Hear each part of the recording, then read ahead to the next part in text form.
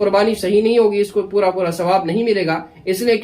کسی گھر میں نابالغ بچے کے نام سے دے دی جاتی ہے اور کہیں پر جو ہے مرحوم علیکم ورحمۃ اللہ وبرکاتہ۔ محترم ناظرین، چونکہ اب قربانی کا چاند نظر آ چکا ہے، ذوالحجہ کی آج 4 تاریخ ہے، اور ان دنوں میں ایک بات بہت ہی زور و شور کے ساتھ، شد و مت کے ساتھ ایک بات پر عمل کی جاتی ہے، وہ بال اور ناخن کاٹنے کے مسئلے کو لے کر۔ چونکہ اس سے پہلے میں نے اپنی کلپ میں ایک وضاحت کی تھی، لیکن کچھ باتیں میرے کانوں میں ایسی آئی جس کو سن کر میں نے سمجھا کہ آپ حضرات کے حوالے کرتا چلوں۔ وہ یہ ہے کہ جو شخص قربانی کرنے کا ارادہ رکھتے ہوں اور اس کے باوجود اس نے قربانی کرنے کا ارادہ رکھتے ہوئے قربانی کا جانور بھی اب خرید لیا، اور پھر اس نے اپنے بال اور ناخن ذوالحجہ کا چاند نظر آنے سے پہلے نہیں تراشا، نہیں کاٹا، اب وہ ان دنوں میں کاٹ لیا، اس کا کیا حکم ہے؟ چونکہ بعض لوگ یہ کہتے ہیں کہ جس نے قربانی کا ارادہ کیا اور قربانی کے لیے جانور خرید لیا اور پھر ذوالحجہ کا چاند نظر آ جانے کے بعد اس نے اپنے بال اور ناخن وغیرہ تراشے، تو اب اس کی قربانی پر اثر پڑے گا، اس کی قربانی نہیں ہوگی، جو ثواب ملنا چاہیے اس کی قربانی پر اس کو وہ ثواب نہیں ملے گا۔ اس کی کیا حقیقت ہے مختصر انداز میں آپ کے سامنے پیش کروں گا انشاءاللہ۔ وہ یہ ہے کہ قربانی کرنے کا اگر کوئی شخص ارادہ کرتا ہے اور ذوالحجہ کا چاند نظر آ چکا، قربانی کا جانور خرید لیا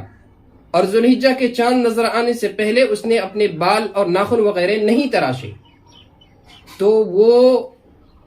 اطمینان قلب کے ساتھ اپنے قربانی کو ادا کریں، اس لیے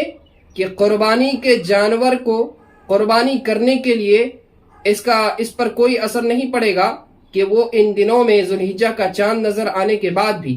اپنے بال اور ناخن وغیرہ اگر تراش لیے، پہلے نہیں کاٹے، اب اگر کاٹ بھی لیے تب بھی اس کی قربانی پر کوئی اثر نہیں پڑے گا، اور نہ ہی اس کی ثواب میں کسی قسم کی کوئی کمی واقع ہوگی، کیونکہ یہ امر صرف مستحب امر ہے، اور اگر آپ اس عمل کو کرتے ہیں، اس پر عمل کرتے ہیں،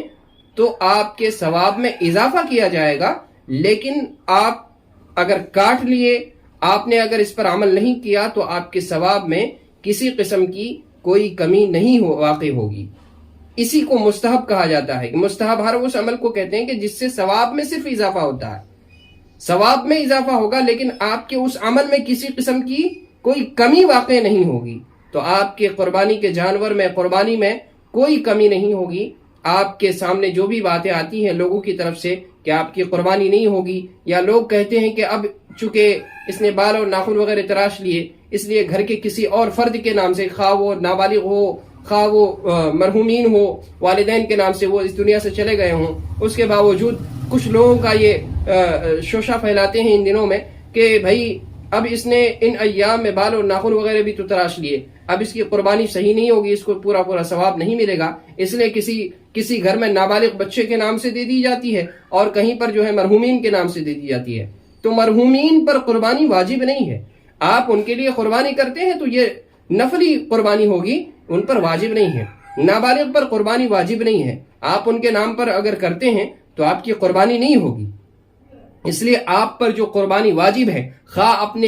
آپ نے ان دنوں میں بال اور ناخن وغیرہ تراش بھی لیے، تب بھی آپ بلا جھجک قربانی ادا کر سکتے ہیں، کوئی ثواب میں کمی واقع نہیں ہوگی انشاءاللہ ثم انشاءاللہ۔ امید کروں گا کہ آپ حضرات اچھی طرح سے بات کو سمجھ گئے ہوں گے۔ السلام علیکم ورحمۃ اللہ وبرکاتہ۔ اس کلپ کو آگے ضرور پہنچائیں۔